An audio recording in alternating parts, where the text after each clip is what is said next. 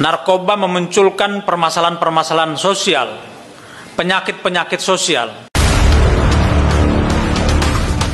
Kalau Bapak Ibu baca melihat media hari ini, kasus pembunuhan seorang pedagang gorengan di Padang.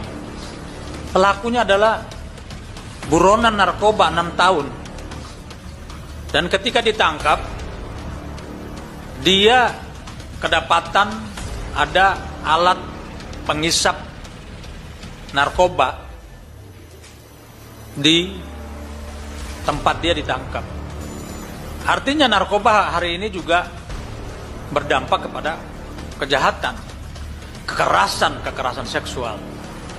Kalau kita tidak mendekatinya secara komprehensif, ya kita siap-siap kita berhadapan dengan kejahatan-kejahatan jalanan yang semakin masif.